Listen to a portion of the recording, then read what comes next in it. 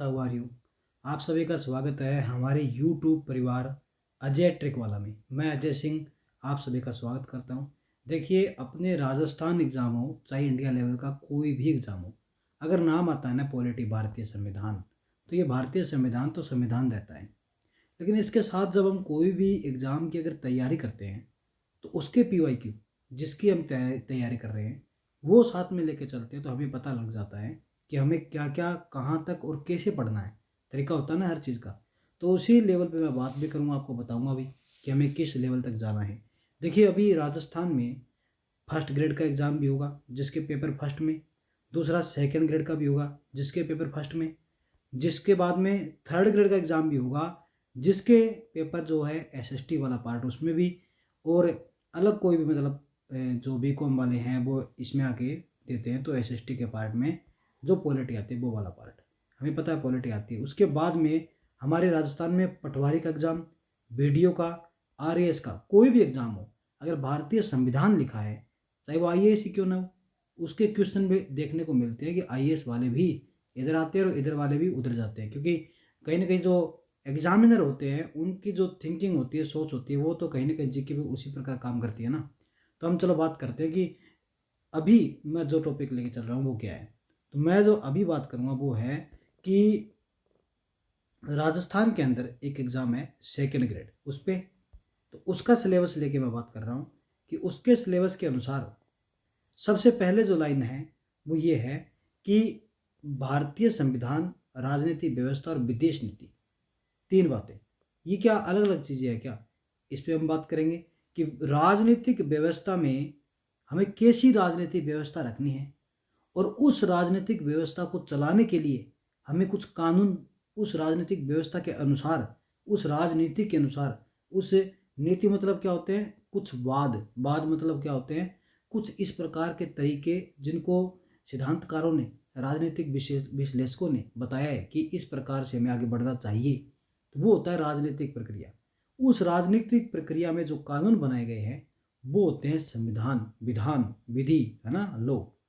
तो उस राजनीतिक सोच के अनुसार विधान बने, जो जो विधि बनी वो संविधान है, और उसी संविधान से क्या चलती है, सरकार चलती है। तो हम ये भी बात करेंगे सरकार क्या होती है, क्योंकि आजकल क्वेश्चन होते हैं बड़ी गजब के आ रहे हैं, तो ये भी पता होना चाहिए सरकार क्या है। तो अब बात करेंगे नंबर 3 पे क्या है। नंबर 3 पे है विदेश नीति। तो ये विदेश नीति क्या है और विदेश नीति का हमारे लिए क्या इंपॉर्टेंस है, इस पर बात करेंगे। तो देखिए, सबसे पहली लाइन जो है वो है 1919 और 1935 के भारत सरकार जो अधिनियम है उनके विशेष संदर्भ में बात आई है ना। तो उसके विशेष संदर्भ में हमें भारतीय संविधान देखना है। हमें पता है क्योंकि भारतीय संविधान का 1935 का जो एक्ट है वो बहुत बड़ा महत्व रखता है, क्योंकि 2/3 तक पार्ट यहीं से उठाया गया है सारा का सारा। भारतीय संविधान में डॉक्टर अंबेडकर की भूमिका क्या है और संविधान का निर्माण कैसे हुआ, मुख्य इसके गुण क्या है, विशेषताएं क्या है हमारे संविधान की, भारत के संविधान की। इसके अलावा हमें यही पता होना चाहिए ब्रिटेन के संविधान की क्या विशेषता है, अमेरिका के संविधान की क्या व्यवस्था है, विशेषता है। जैसे कि अमेरिका के संविधान में हम देखें तो प्रक्रिया ये है कि अमेरिका की न्यायपालिका में ताकत बहुत है, ब्रिटेन की संसद में ताकत बहुत है, और भारत में संविधान के अंदर ताकत बहुत है। यानी कि कहते हैं कि ब्रिटेन की जो संसद है ना, वो आदमी को औरत और औरत को आदमी बनाने के अलावा कुछ भी कर सकती है। यानी कि ब्रिटेन की संसद में बहुत ताकत है और भारत के संविधान में बहुत ताकत है। तो हमारा गुण है संविधान। हमारा संविधान क्या है, कठोर भी है, लचीला भी है। मुख्य अधिकार देखेंगे जो मूल अधिकार कहलाते हैं हमारे, जो अपने यहाँ पे गारंटी सहित है संविधान के अंदर, गारंटी सहित, तभी तो मूल अधिकार है। आदर्श वस्तुएं क्या क्या है, डीपीएसपी यानी राज्य के नीति निर्देशक तत्व क्या है, यानी कि राज्य को नीति बनाते समय में उनको निर्देशित किया जाएगा भी ये वाले काम आप कर लो तो बहुत अच्छी बात है, जन का कल्याण होगा। भारतीय राष्ट्रपति देखेंगे, प्रधानमंत्री कार्यालय देखेंगे जिसे पीएमओ कहते हैं, राजनीतिक दल देखेंगे कौन कौन से होते हैं और कैसे बनते हैं, दबाव समूह देखेंगे ये कैसे काम करते हैं। भारत में विदेश नीति के सिद्धांत क्या क्या है, पंचशील है ना, पंचशील, हम शांति बरतते हैं। अब फर्स्ट वार का सिद्धांत नहीं है हमारे पास पे, हम पे कोई अटैक करेगा तो हम उसको नाश्ता नबूद कर देंगे, मिट्टी में मिला देंगे, है ना, हमारा परमाणु सिद्धांत ये है। और निर्माण जो है उसके अंदर विदेश नीति में नेहरू जी का क्या योगदान है। भारत और संयुक्त राष्ट्र संघ की बात करें तो संयुक्त राष्ट्र संघ का जब नाम आता है तो मेरे एक बात याद आती है। न्यायालय कहता है कि भारत के अंदर जो एक राज्य, आर्टिकल 12 में दिया गया राज्य शब्द, उस राज्य शब्द में संयुक्त राष्ट्र संघ नहीं आता है, क्योंकि हमारे यहाँ पे राज्य का मतलब ये है कि भारत की सरकार जनता के ऊपर किस प्रकार का नियंत्रण और उनको अधिकार देती है, उसके लिए हम राज्य का विशेष संदर्भ रखते हैं कि राज्य किस प्रकार से जनता को अधिकार देगी और कैसी कैसी सुरक्षाओं के लिए अधिकार लेगी। इस प्रकार की बातें आती है राज्य में। उसके बाद में वैश्वीकरण क्या है, ग्लोबलाइजेशन है ना, वैश्वीकरण पूरे जो धरती है उसको क्या बना देंगे, एक घर बना देंगे, उसकी तरफ बढ़ेंगे। तो विशेष संदर्भ में अंतर्राष्ट्रीय राजनीति में उभरते हुए मुद्दे भी देखेंगे। ये है सेकेंड ग्रेड का सिलेबस। हम फर्स्ट ग्रेड की बात भी करेंगे, थर्ड ग्रेड के सिलेबस की बात करेंगे, उसके बाद में अपने टॉपिक को हम आगे बढ़ाएंगे और बड़े ही सुंदर तरीके से PYQ के साथ। ऐसे नहीं कि हम आगे बढ़ते चले जा रहे हैं, चैप्टर पूरे हो गए, परंतु एग्जाम में जब हम बैठते हैं तो हमारे क्वेश्चन अटेम्प्ट नहीं हो रहे, है ना। तो एक एक चीज़ पे हम ध्यान से काम करेंगे, चाहे हमें कुछ भी करना पड़ जाए। दूसरी बात, अरे चाहे हमें 100 वर्ड हमने पढ़ लिए और एग्जाम के अंदर 101 वो आ गया, तो फिर मतलब क्या हुआ 100 वर्ड पढ़ने के? मतलब यही है कि हमें जितना पढ़ना है वो अच्छे से पढ़ना है और उसको ऐसे पढ़ना है कि जब वो आए तो हमें पूरा अच्छे से करना ही है, उसके नंबर तो हमें मिले ही।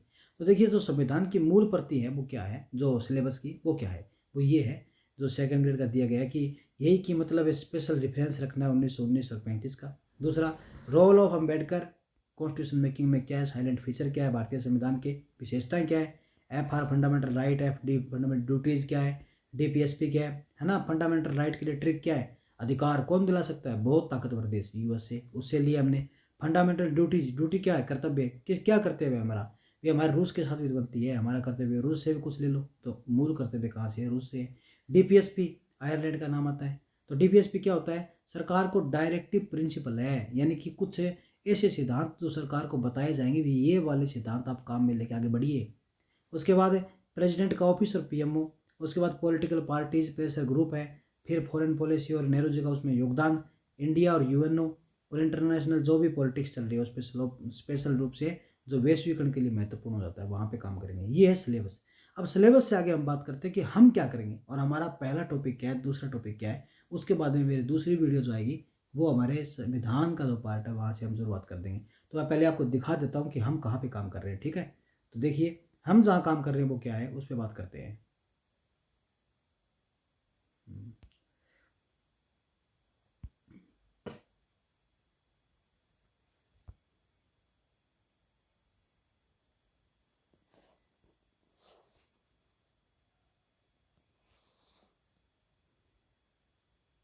तो पहला जो हमारा काम है ये है कि जो राज व्यवस्था और राजनीति है इसमें क्या सिलेबस के अनुसार हम आगे बढ़ेंगे। तो हम पहले बात करेंगे कि जो राजनीतिक अवधारणाएं क्या है इस पे बात करनी है। राजनीतिक मूल अवधारणा क्या है, ऐतिहासिक पृष्ठभूमि क्या है संविधान की, संविधान सभा प्रस्तावना, संविधान की विशेषताएं, अनुसूचियाँ, मूल अधिकार, DPSP, मूल कर्तव्य, कार्यपालिका में राष्ट्रपति, प्रधानमंत्री, राजनीतिक दल, दबाव समय, भारतीय विदेश नीति। देखिए एकदम सिलेबस से आगे बढ़ेंगे ना पूरा। और फिर फर्स्ट ग्रेड का जो है वो इसमें और इंक्लूड कर देंगे और जो नहीं है उसकी अलग से प्लेलिस्ट ही बना देंगे, लेकिन टॉपिक ये रहेंगे लगभग ना शुरुआत में। तो शुरुआत हम करते हैं। देखिए, तो दूसरे वीडियो से हम शुरुआत करेंगे। तो ये वाला मेरा सिलेबस डिस्कशन था और मैं बता देता हूँ कि इसमें हम क्या करने वाले। देखिए, राज्य की उत्पत्ति का सिद्धांत मैंने बताया है। उसके बाद में सामाजिक बुराइयाँ क्या है, किस प्रकार से काम करती है, सारा एक मतलब बढ़िया तरीके से लिया। फिर मैंने क्वेश्चन भी दे दिए, बहुत अच्छे तरीके से क्वेश्चन किए देखिए। और पूरे क्वेश्चन के साथ तो आगे बढ़ेंगे तभी तो मज़ा आएगा, क्योंकि क्वेश्चन नहीं देखेंगे फिर क्या फ़ायदा है। इसके अलावा हमारा उसके बाद का टॉपिक वो ये है, इस पर भी हम काम करेंगे। देखिए, तो ये वाला टॉपिक है, यहाँ पे हम काम करेंगे कि भारतीय ऐतिहासिक पृष्ठभूमि में सारा टॉपिक तैयार कर रखा है ये देखिए आपके लिए, है ना। तो आप दूसरी वीडियो की तरफ बढ़ेंगे, मैं दूसरी वीडियो में डाल दूंगा जल्दी। और हम पूरे सिलेबस को, फर्स्ट ग्रेड का हो चाहे सेकंड ग्रेड का हो चाहे थर्ड ग्रेड का हो चाहे पटवारी का हो, कोई भी हो, PYQ के साथ आगे बढ़ेंगे और अच्छे से बढ़ेंगे, है ना। कोई भी काम करेंगे बढ़िया से करेंगे। तो मैं आपको थोड़ा सा एक झलक दे देता हूँ कि हम कैसे काम करेंगे, कि चीज़ें सरल है क्या, इतनी चीज़ें याद रह पाएगी क्या।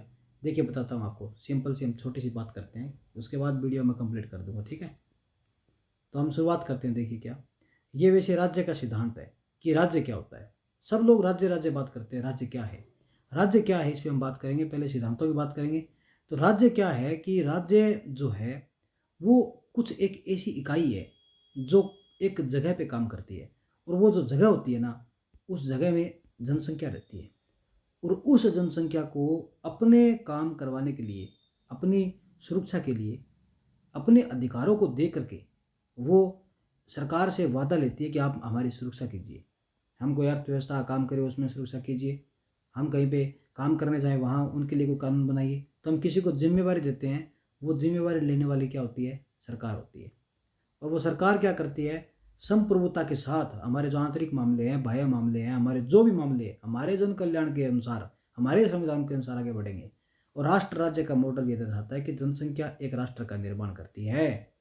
और ये जो राज्य है, उस राज्य में क्या एक समान वंश हो, एक समान भाषा हो, सादा संस्कृति हो, तभी क्या सब काम होंगे क्या?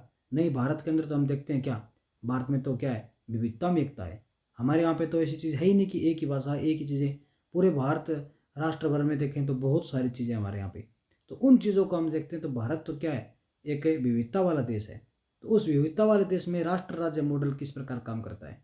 तो ऐसे काम करता है क्योंकि इस पे क्या रहता है कि ये अपनी मजबूत सांस्कृतिक विविधता के साथ आगे बढ़ता है।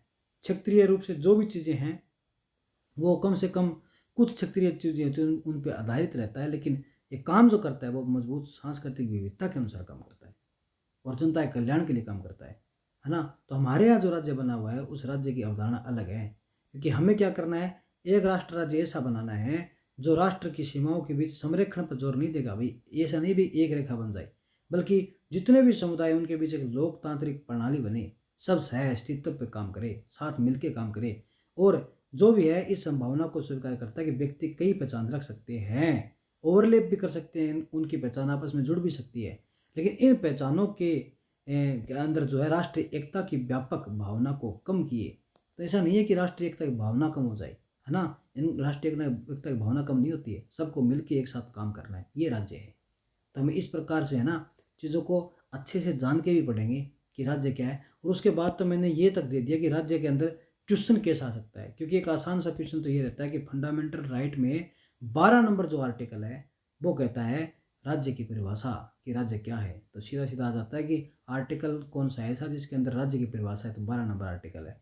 क्या उसके अलावा नहीं है? उसके अलावा भी है डीपीएसपी का 36 नंबर आर्टिकल, उसमें बताया गया है कि 12 नंबर अनुच्छेद में जो राज्य की परिभाषा है वही परिभाषा 36 के अंदर दी गई है। इस प्रकार से लिखा है बस। ओके, तो उसके बाद हम दूसरी वीडियो लेके आएंगे, टॉपिक वाइज आगे बढ़ेंगे। धन्यवाद। आप इस वीडियो को शेयर कीजिए, लाइक कीजिए, कमेंट कीजिए, ताकि हमारा परिवार आगे बढ़े। और आप सभी का बहुत बहुत बहुत धन्यवाद। Thank you.